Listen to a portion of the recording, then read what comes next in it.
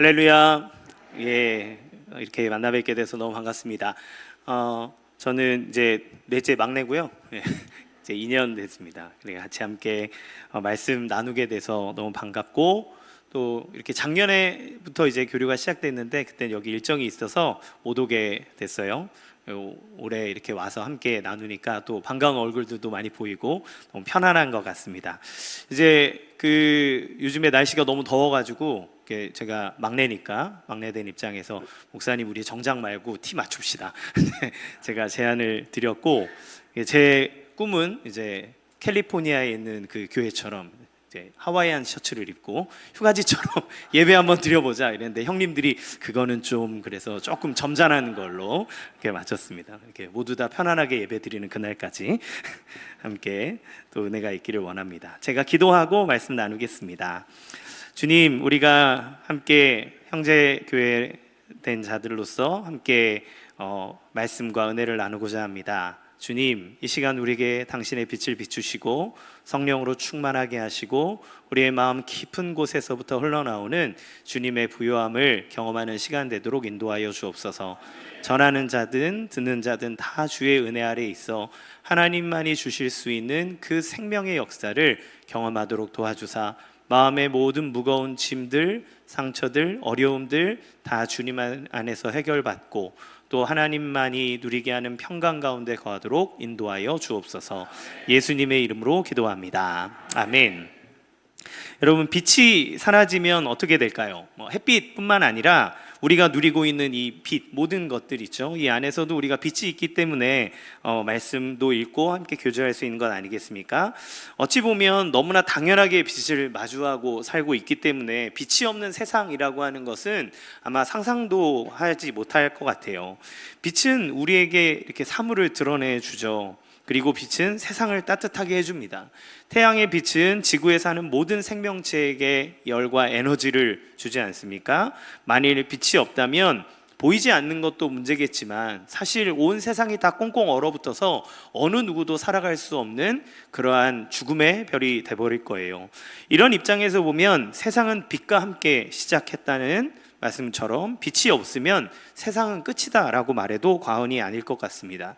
빛이 없으면 식물은 광합성을 통해 자라나는 일을 할 수 없고, 그러면 우리가 이렇게 호흡하는 산소에도, 큰 산소의 공급에도 문제가 되겠죠. 빛이 있기 때문에 우리는 아름다움이라고 하는 것을 알고 그거를 향유할 수 있어요. 우리가 보고 감탄하는 이 모든 색깔들, 아름다움들, 이거는 빛을 통해서 우리의 눈에 전해져서 우리가 보는 것 아니겠습니까? 저 남쪽 완도에 있는 청산도라고 하는 섬은 우리나라에서 제일 먼저 봄을 맞이하는 섬이래요. 그래서 청산도에 이제 봄의 볕이 그 섬을 비추기 시작하면 청산도에는 초록색과 노란 유채꽃들이 막 그 섬을 가득히 채운다 하는데, 그것 또한 봄의 빛이 가져다주는 생명의 선물이라고 할 수 있을 겁니다. 여러분, 오늘 본문에서 예수님이 자기를 뭐라고 소개하시냐면, 얘들아 나는 세상의 빛이다 이렇게 얘기하세요. 그러면 예수님이 세상의 빛이라고 하는 건 단지 밝히 보여준다는 것뿐만이 아니라 그 예수님이 우리의 모든 인생의 시작이고 우리의 생과 사와 우리의 삶의 모든 기쁨과 아름다움을 드러내게 해주는 유일한 길이라고 하는 것을 얘기해 주는 겁니다. 여러분, 예수님이 빛이라는 사실은 여기에만 등장하는 게 아니라 사실 요한복음의 서두에서부터 예수님을 그렇게 소개해요. 요한복음 1장 9절 말씀 같이 읽겠습니다. 시작. 각 사람에게 비추는 빛이 있었나니. 여기서 우리가 분명히 해둬야 될 사실이 있는데, 예수님이 빛을 비추신다는 것은 예수님이 빛을 들고 어두운 세상을 밝힌다는 의미가 아니에요.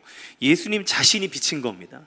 그러니까 이렇게 광원으로부터 반사되는 존재가 아니라 그 자체가 빛을 내시는 분이라는 거예요. 빛 자체라는 겁니다. 구약 성경에 보면 모세가 하나님을 시내산에서 만나서 오랫동안 교제하고 나니까 그 하나님의 영광스러움과 거룩함이 모세 안에 투영이 돼요.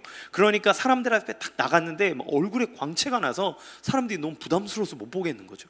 그러니까 수건으로 이렇게 가려놓거든요. 그런데 예수님은 어떻습니까? 이 모세는 자기 자신에서 빛을 발현하는 게 아니라 하나님과 만났던 그 거룩함의 영광스러움이 모세를 통해 반사돼서 나가는 거죠. 그런데 예수님은 변화산에서 그 자기의 본 모습, 그 영광스러운 모습으로 변화하는 사건이 일어납니다. 그때 그 자신에서부터 뿜어져 나오는 빛을 발현하시는데, 그때 요한과 베드로가 그 자리에서 그 현장을 목격하잖아요. 그러니까 요한은 그 하나님의 영광스러움과 거룩함이 예수님 자신에게서부터 뿜어져 나오는 것을 보았기 때문에 그를 그냥 좋은 선생님으로 여기지 않는 겁니다. 그의 영광을 보고 이렇게 기록한 거예요. 요한복음 1장 14절 시작. 말씀이 육신이 되어 이 가운데 거하심에 우리가 그의 그의 영광을 보니 아버지의 독생자의 영광이요 은혜와 진리가 충만하더라. 아멘. 예, 그 하나님께, 예수님께로부터 오는 그 영광스러움과 거룩함이 요한의 마음을 사로잡는 겁니다. 그러면 여러분, 예수님이 빛이라는 것은 그분이 우리의 처음이고 나중이며 그가 우리의 모든 것이라는 것을 의미한다고 했는데, 그 빛 대신 예수님은 우리의 삶에 어떤 영향을 끼치고 우리의 삶을 어떻게 이끌어 가실까요? 빛은 우리에게 어떠한 은혜를 주는지 함께 나눠보고자 합니다. 첫 번째, 빛은 감추인 것을 드러나게 합니다. 무엇을 비추어 드러나게 하실까요? 첫 번째는 어둠을 비추시는 거예요. 어둠을 비춘다는 말은 먼저 우리의 죄를 비춰준다는 것을 의미합니다. 죄가 왜 그러냐면, 죄가 우리를 하나님과 떨어지게 했고, 죄가 사람에게 들어옴으로 사람에게 죽음의 권세가 들어와 하나님이 주시는 그 모든 부유함을 누리지 못하게 만들었기 때문에 그래요. 우리가 사실 뭐 그렇게 큰 죄를 짓고 사는 건 아니잖아요. 그런데 밤에, 그러면 아니면 이런 실내에 있을 때 보이지 않던 것들이 빛이 강렬하게 비치면 보여지는 경험을 합니다. 이렇게 청소를 하다가 깨끗한 줄 알았는데 커튼을 쫙 치면 밖에 태양의 빛이 방으로 쫙 내리치다 보면 먼지가 막 이렇게 떠다니는 거 보잖아요. 내 방 깨끗한 줄 알았는데 갑자기 입 가리고 마스크 끼고 공기청정기 돌리고 막 청소를 해야 되는 이 상황을 언제 우리가 깨닫냐면 빛을 통해 경험하게 되는 거예요. 그것처럼 우리가 어둠 가운데 있는지 잘 모르고 우리의 상태가 어떤지 모르는 그때 주 그리스도의 빛이 우리 가운데 비춰지면, 아, 내가 주님 앞에 회개해야 하는구나, 내가 이 해결받아야 될 죄의 문제가 있구나, 이런 것들을 깨닫게 됩니다. 오늘 말씀하시는 이 본문의 말씀의 배경은 무엇이냐면, 가늠하다 잡혀온 여자의 이야기에서부터 시작이 돼요. 그 당시에 가늠한 여인은 현행범이면 그냥 그 자리에 돌로 쳐 죽여도 되거든요. 근데 예수님 앞으로 바리새인들이 가늠한 여인을 붙잡아 옵니다. 예수여, 이 여자가 가늠하다 붙잡혔습니다. 모세가 말하기로는 이런 여자는 돌로 쳐 죽이라 했는데 당신은 어떻게 생각합니까? 이러면서 예수님을 떠봅니다. 그때 예수님 뭐라고 얘기하시나요? 예수님께서 누구든지 죄 없는 자가 먼저 돌로 쳐라, 이렇게 얘기하세요. 그러면 그때 막 성나서 여자를 죽일 것처럼 달려들던 그 사람들이 갑자기 잠잠해지고 어느 누구도 돌을 던지지 못한 채 하나 둘씩 떠납니다. 다 같이 던지라 그랬으면 던졌을 텐데 죄 없는 자가 던지라고 주님이 말씀하시자 아무도 그 여인을 정죄하지 못하고 떠나갔어요. 여러분, 그 여자와 예수님만 둘이 남게 됩니다. 그 여자도 그 예수님 앞에서 자기의 큰 죄 때문에 얼굴을 들지 못하죠. 주님은 그 여인을 용서하시고 돌려보내 주십니다. 여러분, 왜 그 사람들이 그런 행동을 했을까요? 저 여자 정도는 아니잖아, 내가 그렇게 죽을 죄는 안 졌지만 저 여자는 죄가 명백하잖아, 저 여자는 정죄받아도 싸잖아, 이렇게 생각하면서 그를 향해 돌을 던지려 하고 죽이려 하지만 빛 대신 예수님 앞에 딱 나가니까 내가 저 여자를 정죄할 수 없는 죄인이구나 라는 사실을 안 거죠. 우리가 이 정도는 괜찮잖아 라고 하는 죄의 무더기 속에서 살아갑니다. 그래서 이 정도는 그렇게 하나님 앞에 회개하지 않아도 그냥 무덤하게 살아도 괜찮을 것처럼 여기죠. 그런데 주님은 그걸 드러나게 하시는 거예요. 제가 예전에 그 교리 강의를 한 적이 있는데, 교리 강의를 하고 나오는 길에 어느 한 집사님, 여집사님이 저에게 상담을 요청하셨습니다. 그분의 이야기는 뭐였냐면, 자기가 다른 남자분과 이제 어떤 일 때문에 만난 분인데 좀 친하게 됐고 같이 이제 단둘이 밥을 먹은 일이 있는 거예요. 근데 바람을 피거나 다른 부적절한 관계가 있는 건 아닙니다. 그런데 자기도 그냥 늘 그렇게 크게 염두에 두지 않았고, 그런데 그 사람이랑 밥을 먹으면서 뭔가 자기 남편에게 느끼지 못했던 이렇게 편안함, 마음이 열림 이런 거를 느끼셨나 봐요. 그러니까 연락을 좀 하게 되고 그랬는데 그걸 그렇게 크게 문제 삼지 않으셨죠. 근데 말씀을 듣고 하나님에 대해서 배우고 예수님에 대해서 배우다 보니까 그분 마음 안에 그게 이제 걸리기 시작한 겁니다. 그래서 저에게 와서 목사님 이런 일이 있었는데 목사님 말씀을 듣다 보니 하나님이 불편한 마음을 주세요. 목사님 아닌 거죠? 이렇게 물어보시더라고요. 그래서 제가 아닙니다. 예, 끊으십시오. 그분이 예 알겠습니다 하고 돌아가서 다음 주에 오셔서는 목사님 다 정리했습니다. 따로 연락하지 않고 하지 않아요.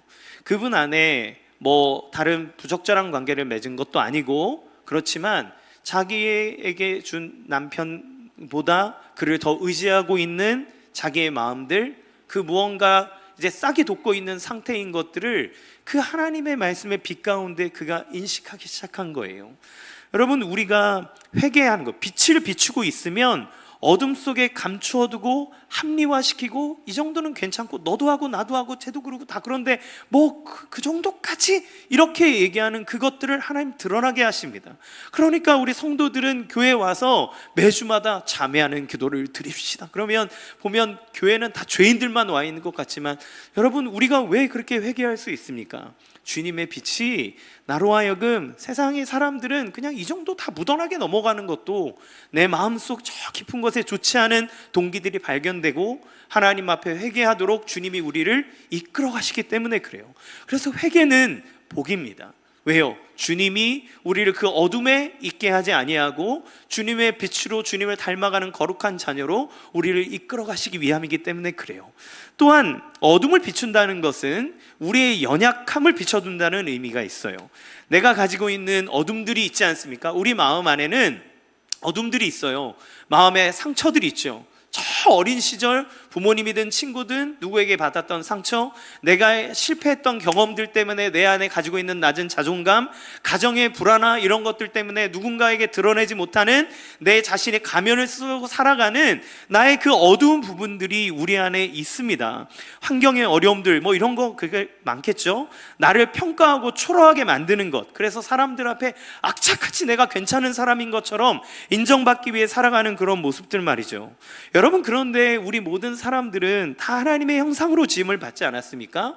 뿐만 아니라 그리스도인들은 우리가 어떤 사람입니까? 예수님의 피값으로 산 사람 아니에요? 그러면 우리의 존재는 얼마나 존귀합니까? 얼마나 아름답습니까? 얼마나 가치 있습니까? 그런데 예수를 믿고 있음에도 불구하고 우리는 왜 끝없이 우리의 연약함에 좌절하고 우리의 주변에 있는 상황들 때문에 낭망하고 우리의 인생에 가치가 없는 것 같고 나의 삶의 동력을 잃어버리는 그런 일들을 경험하게 될까요? 왜 그럴까요? 그것은 우리의 삶에 생명을 주시고 우리를 구원하시고 우리를 창조하신 하나님, 우리의 구원자이신 그리스도에게 우리의 마음과 근거를 두지 않고 하나님을 믿고 있지만 다른 것을 의지하고 있는 우리의 모습이 있기 때문에 그래요. 빛은 그것을 드러나게 해줍니다. 정말 믿고 따라야 될 네가 하나님이라고, 그리스도라고, 너의 가치가 너무나 아름답다고 우리에게 알려주시는 거예요. 여러분, 예수님을 만났던 여인 중에 우물가에 예수님을 만났던 사마리아 여자가 있습니다. 이 여자가 맨날 물길로 오는데 사람들한테 창피하니까 대낮에 오잖아요. 근데 예수님을 만나고 대화를 나눕니다. 근데 예수님 뭐라 그러냐면 내가 주는 물을 먹는 사람은 영원히 목마르지 않는다, 이 얘기를 해요.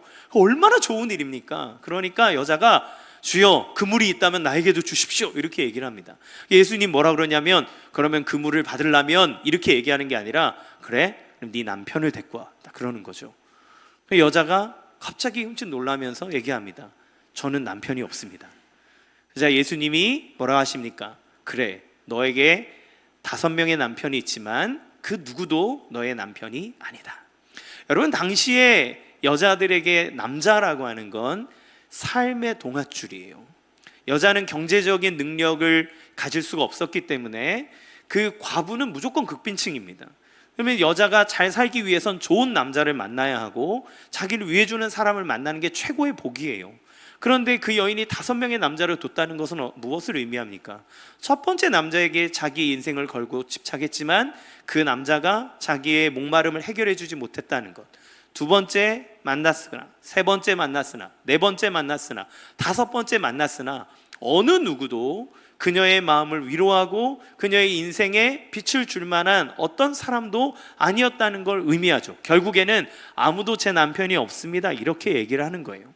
우리도 인생을 살면서 우리가 집착하는 것들이 있지 않습니까? 내 배우자, 아니면 자녀가 태어나면 자녀에게, 직장 다니면 직장의 승진이나 어떤 인사고과의 문제들 때문에 우리는 거기에 집착하며 하나님보다 거기에 내 인생을 다 걸고 막 살아갔는데, 그렇게 오는 우상들은 반드시 나를 배신해요.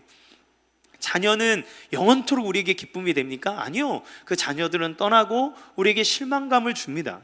내가 그토록 쌓아오던 모든 커리어와 모든 일들은 우리가 마주하는 모든 상황 속에 나의 자존감을 드높여주는 것이 아니라 시간이 지나며 나를 더 초라하게 만들어버릴지도 몰라요. 그런데 예수님이 그 여인과의 대화 속에서 뭐라고 얘기하십니까? 너의 인생의 목마름은 진짜 남편을 만나지 못했기 때문이야. 너의 인생에 이 목마름을 해결해 줄 이가 네 앞에 있다. 어떻게 그 물을 마십니까? 네 앞에 있는 이가 그 물이다. 그냥 나를 믿으면 너의 배에서 생수의 강이 터져날 것이다. 그 여인이 예수를 주님으로 알았을 때 그녀는 자기가 집착하던 물동이를 버려버리고 마을로 들어가서 내가 진짜 메시아를 만났노라고 기쁨의 이야기를 하게 되는 걸 보게 되죠. 여러분, 이 사실 안에서 이 여인이 그토록 목마름을 해결하기 위해 찾아다녔던 우상의 실체가 예수님을 만나자 드러났고, 그녀는 예수님 안에서 참된 자유를 맛보게 되죠. 여러분, 그러면 이 두 가지, 죄를 비추시는 것과 우리 내면의 어둠을 비추시는 것의 공통점이 무엇입니까? 따뜻함이에요. 세상의 사람들이 우리의 허물과 우리의 약점을 들춰내는 것은 우리를 짓밟고 올라가 우리에게 군림하기 위함이고, 우리의 죄를 들춰내려고 하는 것은 쟤는 자격이 없다고 얘기하기 위해서 서로 막 흑색선전하잖아요. 그렇죠? 내가 너를 밟고 올라가려면 그 사람의 약점을 막 찾아가지고, 그리고 그 사람의 부족함을 하고 내가 더 낫다는 걸 어필해야 세상 살아남지 않습니까? 근데 예수님이 우리에게 빛을 비춰서 우리의 죄를 드러내고 우리의 연약함을 드러내는 것은 회복과 치유를 위해서입니다. 우리에게 죄를 들춰내시는 것은 예수님이 우리의 죄를 용서할 수 있는 유일한 분이기 때문에 그래요. 우리의 연약함을 들춰내시는 것은 너에게 진짜 생명의 풍성함을 주기 원함이라고 예수님이 얘기하시기 때문입니다. 그래서 그 빛은 우리의 모든 허물과 연약함을 다 드러내되, 그것은 우리를 짓눌리게 하는 빛이 아니라 우리를 참된 자유와 내 진정한 가치로 이끌어주는 놀라운 은혜의 빛이라는 것을 믿으시기 바랍니다. 여러분의 삶 가운데 이러한 은혜의 빛이 비춰지기를 원합니다. 두 번째, 빛은 실제를 드러나게 해요. 이 말씀 이후에 누가 나오냐면 요한복음 9장에 보면 나면서부터 소경된 사람이 나옵니다. 이 사람은 태어나면서부터 소경이었기 때문에 세상을 본 적이 없는 사람이에요. 그러면 이 사람을 도와주기 위해서 아무리 지혜로운 사람이 오더라도 해줄 수 있는 최고의 방법은 세상을 묘사해 주는 일밖에 없겠죠. 그래서 야, 목마르지? 일로 와봐. 이거 만져봐. 차갑지? 이게 물이라는 거야. 목마르면 이걸 마시면 돼. 이걸 어떻게 마셔? 야, 이거 보이지? 홈이 이렇게 푹 파져 있고 이렇게 손잡이가 있는데 이걸 컵이라고 하는 거야. 여기에다가 물을 따라서 마실 수 있어. 이런 것처럼 세상에 있는 이야기들을 묘사하면서 그에게 살아가는 방법들을 알려주겠죠. 더듬더듬하든 어떻게 하든 살아가도록 하는 겁니다. 여러분, 성경은 모든 인간이 주님을 알아보지 못하고 방향을 잃은 소경과 같다고 이야기를 해요. 그래서 모든 사람들은 어둠 속에서 살아갑니다. 우리의 인생의 목적이 무엇인지, 어디를 향해 달려가야 하는지, 무엇을 의지해야 되는지 알지 못해요. 여러분, 잘 한번 생각해 보세요. 우리가 살아가는 삶의 그 형식은 대부분 더듬더듬하면서 한 걸음 한 걸음 조금씩 가는 겁니다. 아무도 그 이후의 삶을 살아보지 못했어요. 여러분, 우리보다 나이 많으신 분이 인생을 살았다 한들 우리가 살아가야 될 미래랑은 또 다른 세상 아닙니까? 애를 키워서 첫째, 둘째, 셋째를 낳아도 첫째 다르고 둘째 다르고 셋째 다르잖아요. 그렇죠? 경험이 돼서 어느 정도 여유가 생길 수는 있지만 다 다릅니다. 그러므로 우리는 모든 세상에 조금의 지혜를 얻을 수 있을진 모르지만 우리가 살아가는 인생은 우리가 죽을 때까지 더듬거리면서 가는 거예요. 그렇게 볼 수 없는 우리에게 주님이 그 소경에게 무엇을 해주십니까? 그에게 빛을 줘서 눈을 뜨게 하십니다. 보게 하시는 거예요. 그러면 그가 보았을 때 무엇을 보았을까요? 예수를 본 겁니다. 그가 흑암 같은 삶, 무엇이 진리고 무엇이 진짜인지 자기가 판가름할 수 없을 때 그가 눈을 뜨게 해줘서 진짜 하나님이 누구인지를 그가 본 거예요. 그 예수 그리스도를 통해서 그가 눈을 떴을 때 세상에 있는 아름다움이 아니라 그 그리스도를 통해 그 너머에 있는 하나님의 나라를 보는 겁니다. 그래서 자기가 그 말로만 들었던 세상을 눈을 떴을 때 보았지만 그리스도를 봄으로써 눈뜬 사람도 보지 못했던 하나님의 나라를 그가 경험하고 그의 마음속에 품기 시작하는 거죠. 여러분, 예수님이 빛으로 우리 가운데 임하시면 우리 가운데 감추어져 있던 하나님의 나라라는 실제가 드러납니다. 우리가 신앙생활을 하는 이유는 무엇입니까? 여기에서 열심히 봉사하고 해서 죽으려고 합니까? 아니요, 우리는 살려고 하는 겁니다. 그리스도의 은혜로 우리가 사는 생명을 얻었기에 우리는 이 한금 같은 시간 여러분 나와서 예배 드리는 거 아니에요? 여러분, 주님이 우리 가운데 임하면 밭에 감추었던 보화와 같은 하나님의 나라의 소중함을 깨닫고 알게 됩니다. 우리의 인생을 다 거는 거예요. 그리고 예수님은 하나님의 나라를 선포하고 알려주실 때, 얘들아, 천국은 말이지 밭에 감추인 보화 같은 거야. 감춰져 있어. 아무나 못 봐. 그런데 어느 농부가 막 밭을 갈다가 그 보물을 발견했어. 그 사람이 어떻게 했는지 알아? 보물을 싹 감춰두고 집에 가서 자기 전 재산을 다 팔아서 그 밭을 샀어. 천국은 그런 거야. 누가 그걸 보고 발견한 사람이 어떻게 자기의 모든 것을 다 털어서 가질 만큼 아주 가치 있는 거야. 그건 누가 갖냐면 그걸 본 사람이, 그걸 발견한 사람이 갖는 거야. 얘들아, 그 천국을 가져라 라고 예수님이 얘기해 주지 않나요? 여러분, 우리는 그 영원하신 하나님의 나라를 소유했고 그 나라를 향해 달려가는 것이 우리의 믿음 생활인 줄 믿습니다. 그런데 마귀가 어떻게 유혹하는지 아세요? 마귀는 그 영원한 것을 지금의 삶과 바꾸라고 얘기하는 겁니다. 마귀가 예수님이 40일 동안 금식하고 왔을 때 마귀가 예수님을 시험해요. 뭐라고? 첫 번째 시험이 뭡니까? 예수 배고프지? 야, 너 배고프니까 저 돌이 떡이 되게 해서 만들어 먹어봐. 능력 있잖아. 여러분, 돌이 떡이 되게 해서 만들어 먹는 게 뭐 그렇게 시험입니까? 능력 좀 보여주면 안 되나요? 예수님 돌이 떡이 되게 해서 만들면 그게 시험인가요? 근데 여러분, 이스라엘 사람들이 가지고 있는 돌에 대한 개념이 있어요. 돌은 영혼을 상징합니다. 그래서 예수님이 어디에다 계명을 주세요? 돌판에 새겨 10계명을 주세요. 우리의 마음의 신비, 마음의 돌판에 새기라고 하세요. 우리 하나님께서 이 돌판에 새겼다라고 하는 건 절대로 잊지 않겠다, 영원하다라고 하는 걸 의미합니다. 그러니까 돌이 떡이 되게 해서 만들어 먹으라고 하는 말의 의미는 뭐냐면, 너 배고프지? 영원히 뭐 그렇게 의미가 있냐? 네 지금 배고픈 게 중요하지. 그러니까 바꿔 먹어 이 얘기하는 거예요. 여러분, 우리의 인생에 찾아오는 시험이 뭡니까? 우리가 살아가다가 경제적 문제, 어려운 문제, 우리 떡 때문에 힘들어하는 일들이 생기잖아요. 그런데 마귀는 우리한테 얘기하는 거예요. 야, 영원, 천국, 하나님의 나라, 그게 너한테 밥 먹여주냐? 야, 떡이랑 바꿔 먹어. 지금 네가 사는 게 중요하지, 그게 뭐 그렇게 중요하니? 그게 우리 가운데 오는 시험 아닙니까? 그런데 주님이 우리 가운데 빛을 비춰주시면 그 하나님의 나라가 보이는 거예요. 내가 이 모든 것을 다 팔아서라도 그 하나님의 나라를 소유해야겠다는 마음이 드는 겁니다. 여러분, 그 빛이 우리 가운데 있기에 여러분 선교 나가고 헌금하고 이런 거 다 하는 거 아닙니까? 우리의 삶 속에 주님이 감추어졌던 그 실제가 드러나게 하사 하나님 나라의 영광을 보고 우리가 누구를 예배하고 누구를 찬양하고 누구에게로부터 공급받는지를 주님이 드러나게 하십니다. 여러분, 이 빛의 은혜의 역사를 경험하시기 바랍니다. 세 번째 빛은 길을 인도해요. 우리가 인생의 길을 걸어갈 때 그 어디로 갈지 모르면 뭐라고 얘기합니까?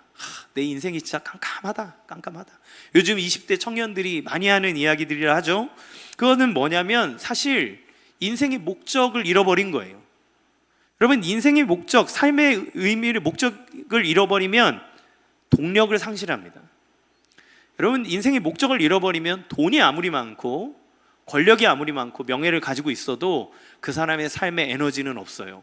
왜요? 동력이 사라져 버렸기 때문에 그렇습니다. 그런데 그 빛은 우리가 어디로 가야 할지를 비춰줘요. 그래서 이 지혜로운 인생을 산다, 그리고 탁월하다라고 하는 사람들을 보십시오. 세상에 가지고 있는 지혜를 통해서 자기의 목적이 분명하고 목표가 분명하고 자기가 걸어가야 될 인생의 길을 명확하게 규명하고 가는 사람들은 삶의 에너지가 막 넘쳐요. 방황하면 나태해지는 겁니다. 그런데 그 인생의 지혜를 얻는다는 것은 사실 조그마한 빛을 가졌다는 걸 의미하잖아요. 제가 예전에 농촌 선교를 갔는데, 문경에 이제 갔는데, 그 문경의 마지막 날 그 시골교회 목사님께서 우리 선교팀을 데리고 문경세제를 데려갔어요. 밤에. 낮에는 너무 더우니까 밤에 가면 시원하대요. 근데 그러면 랜턴이랑 이런 거 없는데 어떡하죠? 그러니까 거기 비치면 안 된답니다. 나무들이 쉬어야 되기 때문에. 그래서 랜턴 없이 그냥 갑니다. 어떻게 가요? 했더니 다 가보면 됩니다. 그러셔서 갔는데, 뭐 보름달도 아니었어요. 되게 작은 달빛이 그 비를 이렇게 탁 비추고 있는데, 그 산길을 걸어가는 동안 이 바닥이 환하게 이렇게 드러나더라고요. 그래서 빛없이 그 길을 되게 운치 있게 막 찬양하면서 걸어왔던 기억이 나요. 여러분, 우리 인생에도 그 달빛처럼 조그마한 빛이 비쳐도 지혜로운 사람이라 얘기하고 그 사람이 인생의 길을 걸어갈 수 있을진데, 참된 빛이 우리의 삶을 비춘다면 우리는 정상을 볼 수 있는 거예요. 내가 어디로 가야 되는지를 아는 거예요. 그래서 그 걸음을 걸어가다 때로는 지치고 힘이 들어도 정상을 바라보면서 그래, 저기로 가는 거지 라고 하며 우리는 걸어갈 수 있게 되는 것 아니겠습니까? 예수님이 빛이라는 것은 생명의 길, 구원의 길이 어디에 있는지, 어떻게 가야 하는지, 이런 인생의 진정한 목적이 있는지를 보여준다는 것을 의미해요. 여러분, 이렇게 놀라운 은혜와 사랑의 역사가 빛 대신 예수님을 통해 드러납니다. 그런데 여러분, 문제가 뭐냐면 우리는 그 예수님을 믿고 살아가는데 불구하고 왜 우리의 인생은 자꾸 어두울까요? 왜 우리는 자꾸 답답하고 깜깜한 듯한 인생을 걸어가는 느낌을 받게 될까요? 그거는 우리에게 있는 심각한 문제 때문에 그래요. 예수님이 빛이라는 사실이 전해주는 두 번째 이야기는 뭐냐면, 어둠은 빛을 깨닫지 못한다는 사실입니다. 예수님께서 당신이 세상의 빛, 생명의 빛이라고 말씀하시자 그 당시에 최고의 성경 연구가요, 종교 지도자라고 자부하는 바리새인들은 전혀 깨닫지를 못해요. 13절 말씀 같이 읽어보겠습니다. 시작. 를 위하여 증언하니 내 증언은 참되지 아니하도다. 바리새인들이 지금 뭐라고 얘기하고 있는 거냐면, 네 증언을, 너 빛이라고 얘기하는데 네 증언을 뒷받침할 권위자가 누가 있냐, 이렇게 물어보는 거예요. 여러분, 이게 쉽게 생각하면 우리가 이제 뭐 대학생 때나 뭐 이제 석사 뭐 이런 거 할 때 논문 쓰잖아요. 그렇죠? 논문을 쓸 때 우리는 아직 권위자가 아니라서 석사 이런 논문 할 때는 권위자들의 어떤 논거를 가져와서 근거를 삼습니다. 그래요. 그래서 이 권위자가 이런 분야에 이런 주장을 했기 때문에 이렇습니다. 이런 것처럼 아직 네가 믿을 만하지 못하는데 넌 누구의 권위로 너가 빛이라고 얘기하냐, 이렇게 얘기하는 거예요.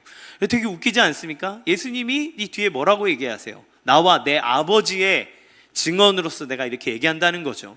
그런데 참 하나님이신 그 하나님과 그의 아들인 예수 그리스도가 아버지의 권위를 받들어 자기의 존재를 증언하고 있음에도 불구하고 당대의 최고의 성경학자라고 얘기하는 바리새인들은 깨닫지를 못하는 거예요.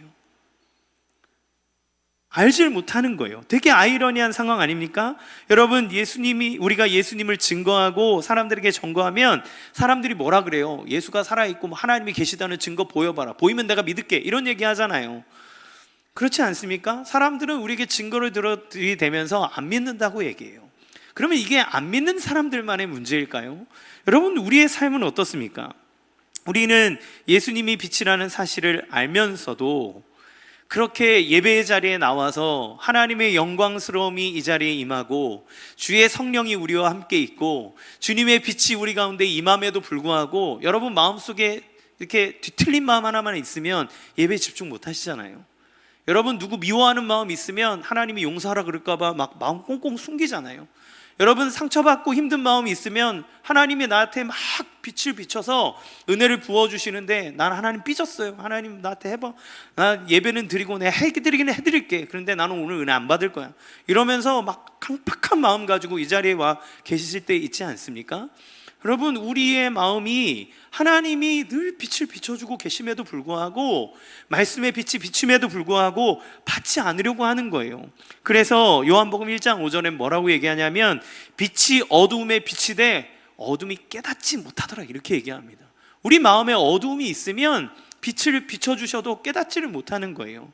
그렇게 가지를 못하는 겁니다. 이 캘리포니아의 벤추라라고 하는 작은 마을에 이사를 온 가정이 있었습니다. 이 예전에 오카는 목사님이 설교 때 쓰신 예화인데 너무 좋아가지고 제가 타이핑을 다 했거든요. 나중에 보니까 책에 있더라고요. 네, 이 예화가 너무 은혜가 됐어요. 이 캘리포니아의 벤추라라고 하는 작은 마을에 이사를 온 가정이 있었는데, 그 가정에 자녀가 2명이 있는데 자녀 2명 다 시각장애인이었습니다.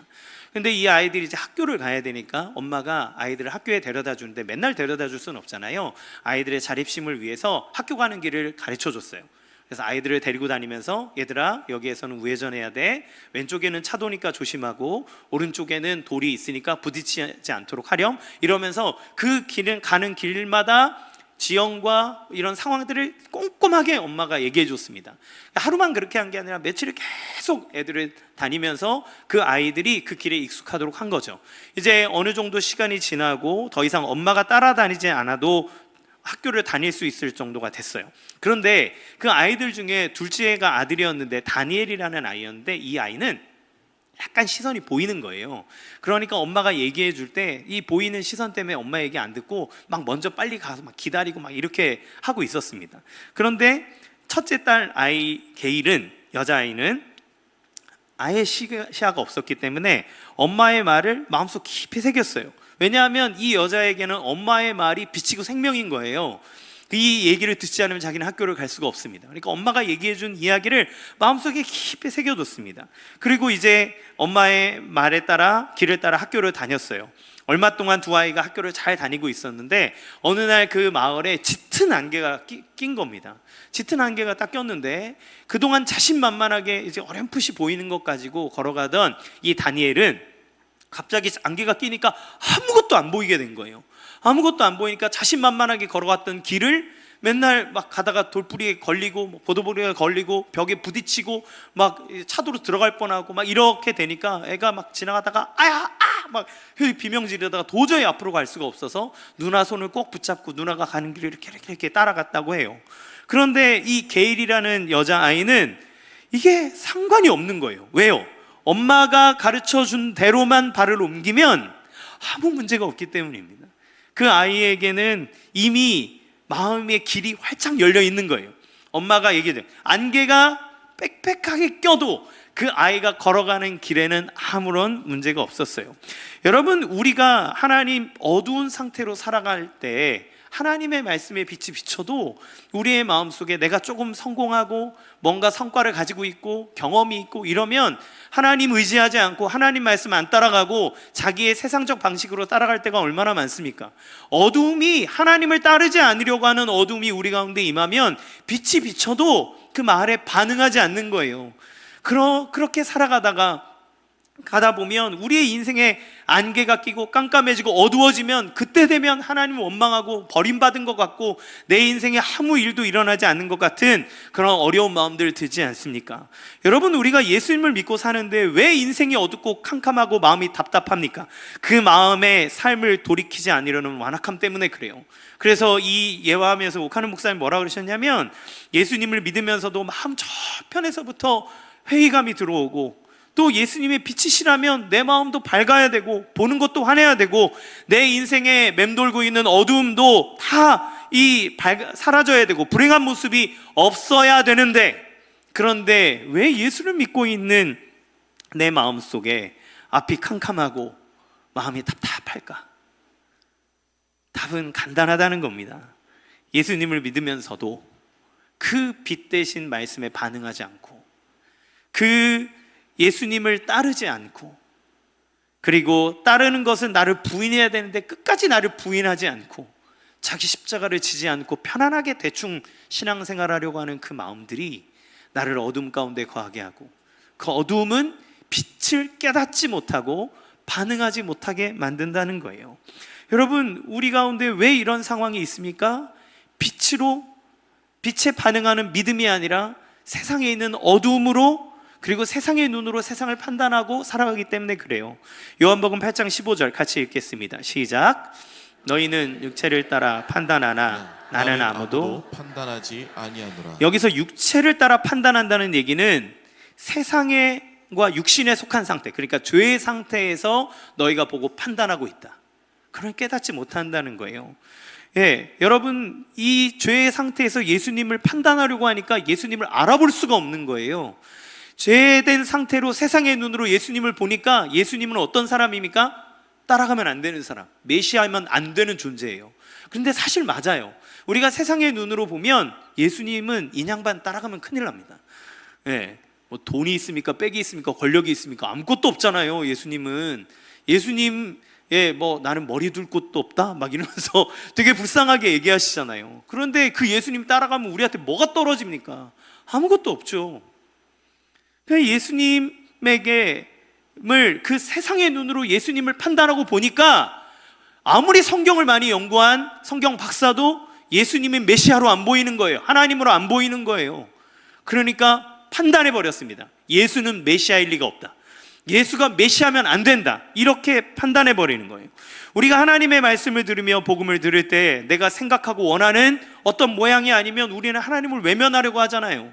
어두움 가운데 들어가 버리잖아요. 그러니까 빛에 반응하지 못하는 겁니다. 신앙생활을 해도 그 완악함이 우리를 둘러싸고 있으면 하나님의 빛이 임하여도 우리는 그 어둠 속에서 행하고 답답한 삶을 살아갈 수밖에 없어요. 그럼 여러분은 어떻게 해야 됩니까?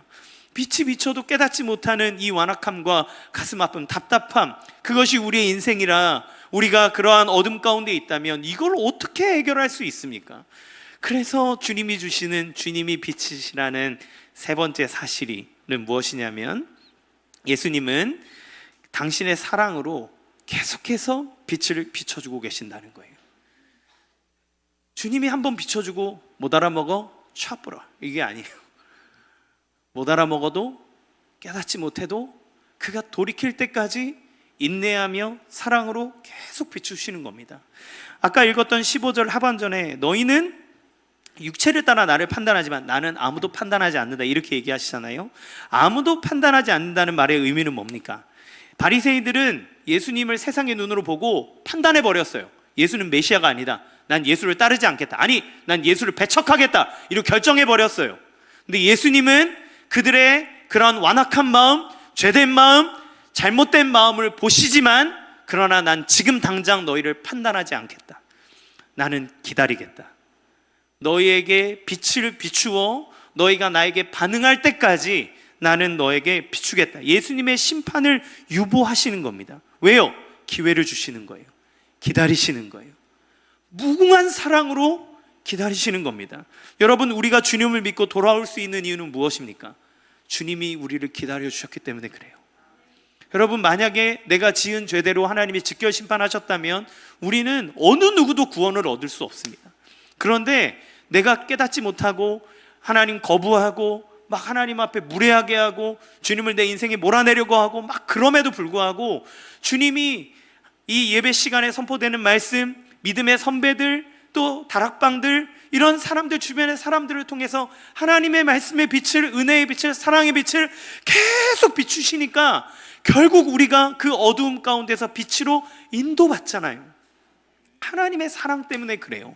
그러니 여러분, 우리가 세상을 살아가다 보면 세상이 당장 악에 사라지지 않고 악한 자가 잘 되고 뭔가 막 권력을 잡는 것 같고 그것 때문에 너무 분노하지 않으셔도 됩니다. 물론 세상을 바꿔야 되겠죠. 그러나 불합리함 때문에 막 치를 떨거나 그렇게 하지 않으셔도 되는 이유는 주님이 기다리시기 때문에 그래요. 주님이 우리를 향해 그렇게 나아가시기 때문에 그렇습니다. 여러분, 가정에 믿지 않는 가족들이 있습니까? 여러분, 당장 답답하고 힘들지만 그 영혼을 향해서 주님은 쉬지 않고 사랑의 빛을 비추십니다. 그 빛이 비춰진다는 사실을 알면 우리는 기도할 수 있어요. 기도하며 기다릴 수 있어요. 기도하며 전할 수 있는 줄로 믿습니다. 그래서 바울은 이렇게 얘기해요. 에베소서 5장 14절 시작. 드러나는 것은 다 빛입니다. 그러므로 잠자는 사람아 일어나라. 죽은 사람 가운데서 일어서라. 그리스도께서 너를 환히 비추어 주실 것이다 하는 말씀이 있습니다. 예, 드러나는 것은 다 빛인데 잠자는 영혼, 죽어가는 영혼, 그 영혼들에게 빛을 비추어서 잠자는 영혼아 깨어라, 죽어있는 영혼아 살아나라 라고 말함으로 우리를 주님의 은혜와 생명 가운데로 이끌어주시는 하나님의 역사를 우리가 보도록 계속 기회를 주시는 거예요. 그 주시는 빛 가운데 우리는 반응할 수 있고 주님 앞에 나올 수 있는, 담대히 나아갈 수 있는 은혜를 받는 겁니다. 여러분, 사랑하는 성도 여러분, 예수님은 여러분을 사랑하셔서 계속해서 여러분을 향해 빛을 비추고 계심을 믿으시기 바랍니다. 이 빛이 비춰짐을 아신다면 피하지 마시고 그 빛을 향하여 눈을 들어 반응하는 여러분의 삶이 되기를 원합니다. 그러면 그 빛에 반응하면 어떤 은혜와 역사가 우리의 삶 가운데 일어날까요? 12절 하반절 읽겠습니다. 시작. 나를 따르는 자는 생명의 빛을 얻으리라. 아멘. 생명의 빛을 얻는 겁니다. 생명의 빛. 여러분, 우리가 인생을 살 때 죽지 못해 사는 인생이 얼마나 많은지 몰라요. 그거는 사는 게 아니죠. 주님은 양으로 하여금 생명을 얻게 할 뿐만 아니라 더 풍성히 얻게 하겠다고 하셨어요. 그러면 주님의 생명을 내가 알고 하나님 나라의 삶을 살아간다는 것은 그 빛을 통해서 생명력 있는 삶이 내 안에서부터 흘러나고 넘쳐난다는 것을 의미합니다. 언제요? 그 빛이 나에게 비춰지고 내가 빛에 반응하기 시작할 때 그걸 누리는 거예요. 하나님은 이미 예수님을 통해서 우리에게 그 사랑의 빛을 비추고 계십니다. 그러면 우리는 뭘 해야 되는 거예요? 빛에 반응하는 거예요. 빛에 따라가는 그 삶은 하나님이 약속하신 생명의 삶을 누리게 되는 겁니다. 그 안에서부터 하나님이 주시는 놀라운 은혜의 역사와 기쁨과 그 은혜의 원천들이 그 안에서부터 샘솟듯이 솟아나는 거예요. 그러면 그 빛에 대해서 어떻게 반응합니까? 하나님 말씀이에요. 예수님이 빛이신데 그 예수님, 빛이신 예수님이 무엇입니까? 말씀이잖아요. 요한복음에 태초에 말씀이 계시니라, 이 말씀이 하나님과 함께 계셨으니 이 말씀이 곧 하나님이다 그랬잖아요. 그러면 빛이신 예수님이 우리의 인생 가운데 어떻게 빛을 비추시느냐? 당신의 말씀으로써 우리의 마음과 우리의 삶과 우리의 인생의 길을 비추시는 거예요. 여러분, 그 빛이 여러분 안에 들어오면 그 말씀이신 예수님, 그 빛이신 예수님이 우리 가운데 오면 그 마음의 어두운 부분들, 연약한 부분들이 사라집니다. 이 예를 드리고 마치겠습니다. 저희 교회 이제 최근에 좀 되셨는데 오신 한 60대 되시는 한 집사님이 계세요. 그분이 우리 교회 오셨다가 이제 등록은 안 하시고 계속 다니셨는데 이미 등록한 것과 마찬가지로 다니십니다. 이제 등록은 내년에 하기로 하셨고, 근데 그분이 하다가 어느 날 새벽 기도를 드리고 저랑 이제 이야기를 나누게 됐는데 간증을 이제 하시는 거예요. 우리 교회 오셔서 주셨던 간증. 목사님, 제가 남부럽지 않은 인생을 살았습니다. 나름대로 공무원으로 열심히 일했고 또 아이들도 잘 교육시켜서 좋은 가정을 이루고 믿음 생활도 잘하게. 그런데 저 남편 하나 제대로 믿지 않는 것 때문에 그게 제 기도 제목이었는데, 그런데 그래도 뭐 제 인생 후회 없이 살았다고 생각이 들어요. 근데 목사님, 어느 날 갑자기 제 마음 안에 공허해지는 거예요. 우울증은 아닌데 내 마음이 텅 비어있는 것 같은. 그래서 이상하다, 애들도 잘 살고 다 내가 부족함 없이 사는데 왜 이렇게 공허하지? 힘들지? 때마침 이 코로나와 함께 교회 예배도 제대로 나가지 못하고 있을 그때 그분이 신앙은 점점 바닥을 치고 교회도 예배도 제대로 안 드리던 때에 이러면 안 되겠다 싶어서 이제 찾다가 온 교회가 이제 저희 교회였었어요. 근데 교회 안에서 이제 우리 더 사랑의 교회, 우리 형제 교회들 다 예수님 전하는데 혈안이 돼 있잖아요. 교회 오셔서 예수님에 대한 이야기를 듣고 그 예수님의 말씀의 빛이 그분 가운데 임하기 시작했을 때 그분의 삶에 작은 변화들이 일어나기 시작했습니다. 그분의 말씀을 듣고 어느 날 제가 기도를 깨워야 된다는 얘기를 할 때 나가지 않았던 새벽 기도를 나오기 시작하셨어요. 그렇게 하나님 말씀에 따라 자기가 반응하고 예수님을 알게 되고 예수님을 믿게 되고 그 빛이 예수님이 말씀하시는 빛에 하나하나씩 반응할 때마다 자기 안에 예수님으로 가득 차졌다는 거예요. 목사님, 그런데 이게 제가 말로 다 설명을 못 하겠는데 제 안에 예수님이 가득 찼거든요. 너무 감사해요. 제 삶에 지금 생명을 느끼고 있어요. 제 삶 안에 그 허무함이 다 사라지고 내 안에 빛이 임하기 시작했어요.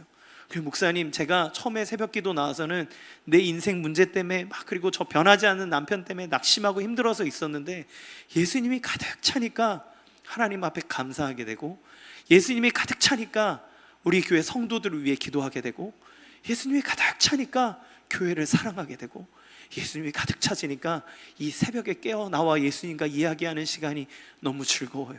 저 목사님, 제 안에 예수님으로 가득해요. 여러분, 예수님이 가득하면 그 안에 빛이 임하는 겁니다. 그 빛이 임하면 우리의 그 연약함들을 드러나게 하사 치유하시는 은혜를 경험합니다. 그 안에 길 잃은 방황하는 영혼들이 길을 인도합니다. 보지 못했던 하나님의 나라를 바라보게 되고 우리가 누구를 의지하며 살아가야 되고 내가 그리스도 안에서 얼마나 가치 있는 존재인지를 깨닫게 돼요. 여러분, 아까 서두에 말씀드렸던 것으로 마치겠습니다. 예수님의 빛이 임하면 여러분 안에 그 주님께서 베풀어 놓으신 아름다움을 발견할 수 있습니다. 그 빛 가운데 반응하십시오. 그러면 그 청산도를 아름답게 물들였던 봄의 햇빛이 초록과 노랑으로 아름다운 그 삶을 수놓았듯 여러분의 인생 가운데 주님이 주시는 그 생명의 뜨거운 에너지와 아름다움을 누리게 될 줄로 믿습니다. 이 시간